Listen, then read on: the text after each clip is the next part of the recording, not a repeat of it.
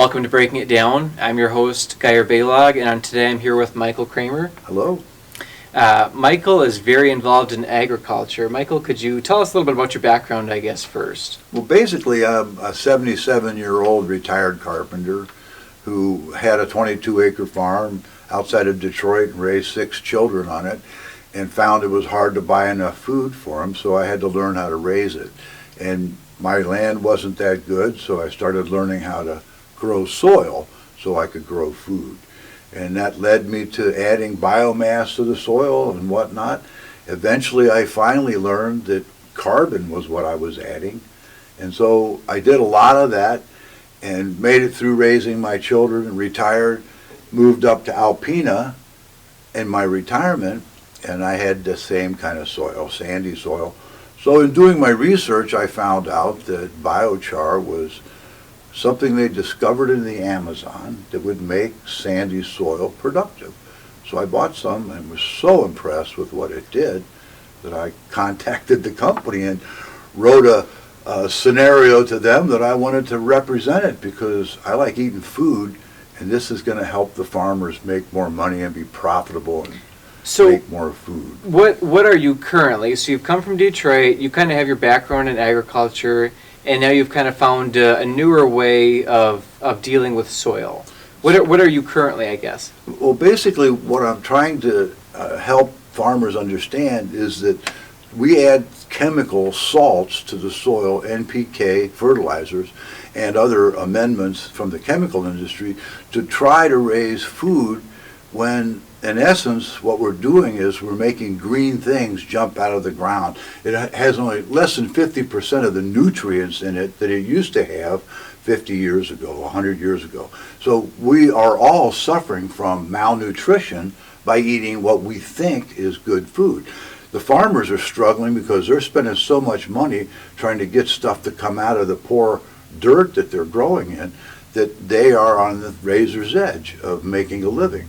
So if we can just go back to a natural living soil, we will find out that the soil supports the plant supports the soil, and we don't need to help it much. We need to basically not get in its way. And it's a whole process of learning, and it's something that I just want to help the farmers do. They're the ones that do it. So when you say living soil, get the soil back to living soil, I guess what are you saying, what have you found that the soil is right now? Soil right now, generally speaking, if it's heavily fertilized and fungicided and treated for pests and whatnot, it's problematic in the sense that it kills the microbes that make living soil. And when you strip the microbes out of the soil, you end up with sand, basically. So you have to add more fertilizer, and the soil never really supports the plant. There's a relationship with the plants and the microorganisms in the soil that we destroy with chemical fertilizers. When a seed is planted, 40% of what that seed carries to start life goes out the roots as exudates, and that attracts the microbes to the plant. The microbes then take up residence in the root, and they feed the plant by dying. Really, basically, the excrement from the microbes is food for the plant. So they digest the things, the mass in the soil, create the food for the plant. We interrupt that when we throw chemical fertilizers into this situation. The microbes back off because they're poisonous, and then the plants are stuck with nothing but we and have to provide. Farmers work way too hard. So you're saying when farmers put on pesticides, they're slowly, long-term killing off the land? They're killing the soil. And your product is what? My product basically is stable carbon. Okay. It's stable carbon in that we heat it up to a high temperature in a low oxygen environment, and that takes all of the volatile organics out of the wood fibers. We use southern yellow pine, very hard, soft wood, very porous, and once it's pyrolyzed, it is very stable in the soil, up to 1,000 years. So basically, I'm working myself out of a job. So your product's BioChar, is that right? Yes. That is an organic product from pine. It is organic. Everything that we sell is organic. BioChar is obviously not anything living in it. but it's just the stable carbon from heating the wood fibers up to that high temperature. But then what we do is we charge it with humate normally, but the farmer, if he's doing compost teas, he can just put that tea and the biochar and make his own charged biochar. That goes into the soil, holds the nutrients in the rhizome sphere, which is basically the root zone of the plant. And once you do that, you stabilize the plant's source of nutrients and water.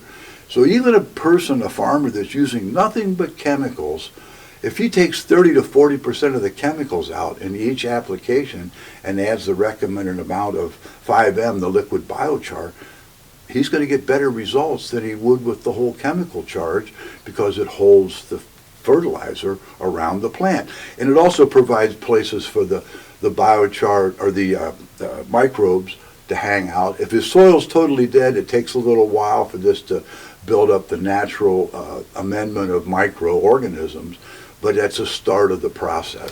So just to clarify then, is this being used at the same time as pesticides? Is it being used to kind of wean off the land from pesticides? What kind of is the recipe of this being used? You're 2 steps ahead of what I was talking about, but that's a great idea to talk about it. What I'm doing is building the soil with biochar and humate, which is what we use to charge the biochar. We also offer like a full fish, freshwater fish microbiological amendment. So we could add microbes in this process if your soil's really challenged. But basically it's this stable carbon which starts that process of housing the microbes and holding the food in the root zone of the plant, makes it much more available to the plant. They grow more. The science of the next step is the green matter that falls and the roots. When the plant's harvested, the microbes digest it and turn it into humus. Well, once you get microbes, bacteria, you have fungus that also interact with the root zone. And the mycorrhizal fungus will carry nutrients from long distances, 30 meters, 40 meters to the plant if the plant needs it, in exchange for carbohydrates. So you've got autotrophs, and you've got a photoautotroph and a chemoautotroph, and they create food. That's the only thing on the earth that creates food from its own energy source. The chemoautotrophs live at the end of the mycorrhizal fungi, and they actually eat the rock and create phosphorus or whatever nutrients they're getting out of the rock, and they transport that back to the plant in exchange for exudates. It's a city under the soil, in the soil, just like Detroit. Well, not quite like Detroit, but like Alpena. Things come and go constantly. People are processing things, and the plants are getting the benefit of all this. Is there a point where you put too much on, where there's too many microbes in the soil? Is there kind of a limit, or is it kind of? Well, after a few years, you'll notice if you've got enough biochar, the microbial activity will be going nuts down there. It's not a problem with too many microbes. They actually start eating each other. That's part of the process. Okay. They're going to last 3 or 4 days. And the eating of each other causes a release of the nutrients that they carry inside them. And it's basically, you don't need pesticides because the plants make the pesticides. It gets really interesting now, because if flies or gnats attack one plant and you've got living soil, the mycorrhizal fungi between the two will transmit a warning to the plants next to it, all down the garden. They will start exuding the pesticide, or the chemical that attracts the wasp that feed on the aphids. So it's this symbiotic relationship that we're trying to develop, where living soil takes care of living plants. They all work together.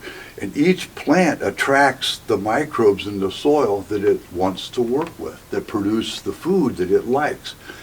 It's so amazing, and really all we got to do is get out of the way. So you're applying this for, is it like a year or two? I mean, is that kind of what you're thinking? And then you kind of pull away from applying it? It's not something you would apply every year for 10 years. No. That would be that it's not working. No. Here's the way I'd like to look at it is, I come and test the soil with a microbiometer.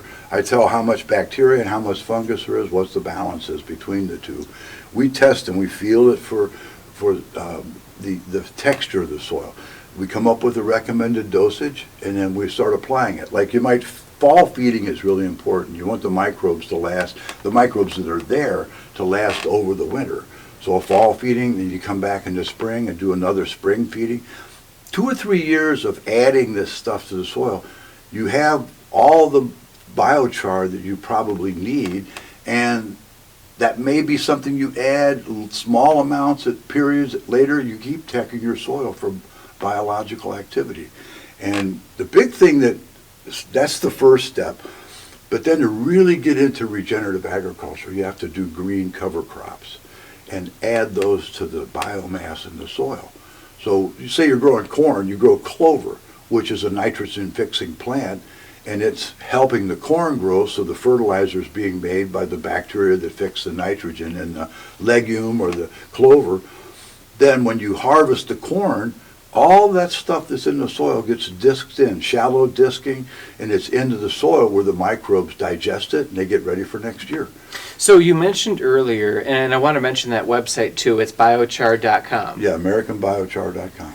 Now, you mentioned earlier that there is a problem growing in our soil right now. If we didn't use biochar at all, kind of what's the projection you see with our soil? Well, right now, a lot of soils in Michigan are sandy, which is very good drainage. It's a good soil to start with, and there may be clay in some soils, depending on the area you're in. So a clay, it reduces the drainage. It makes it difficult. Water builds up quickly, and it can kill the plants. So biochar in a sandy soil holds the moisture in the rhizosphere around the roots, makes it much more productive. But in a clay soil, it goes down and holds the microbes in around the clay. Now, clay is very nutrient dense, but it just doesn't have an exchange with water. These microbes will get in there and break that clay down and make it available to the plants. Microbes do it all. Which is how the soil used to be, is what you're Yes. saying, because we're gradually getting more and more sandy soil. Yeah, we're destroying our soil, and that reduces it to its aggregate base. So we got here, when we landed, the average around the country in the North American continent was 6% humus matter in the soil. Now we're lucky if we find 3. Now you get a cattle farmer outside of Alpena that's doing it organically. He's got more humus matter in his soil because the cattle generate a lot of bacterial growth. Well, if you got forests close by, he's probably got fungus too. So he might have very healthy soil. So an organic farmer is essentially slowly repairing their soil, and this would speed up that repair. Yes. Well, Michael, thank you for coming here. We're going to do a part 2. We'll have you back. This is a very interesting topic, and we definitely need 2 episodes, so we'll be back again next week. Gary, I want to thank you so much for letting me come in and talk about this stuff. I'm obnoxious. I talk about it everywhere I go. And I just need to get in front of the farming community because I know once everybody gets a handle on this, it's going to help them a lot. Thank you so much. A large retail store just canceled a huge order, leaving us with a ton of extra MyPillows. But you know what? That's their loss. I'm going to make it your gain. For the first time ever, you get standard classic MyPillows for wholesale prices, only $14.88. I can't believe I'm even saying that. Only $14.88. But it gets even better. For a limited time, I'm going to offer my entire classic collection at wholesale prices. Upgrade to a queen size MyPillow for just $18.88. King size only $1 more. Get my body pillows for $29.88 and multi-use MyPillows for only $9.88. So go to mypillow.com or call the number on the screen. Use your promo code to take advantage of wholesale pricing for the first time ever on TV, including my standard size MyPillow, only $14.88. They've never been offered this low before. We have limited quantities at this price, so limit's going to be 10, and once they're gone, they're gone.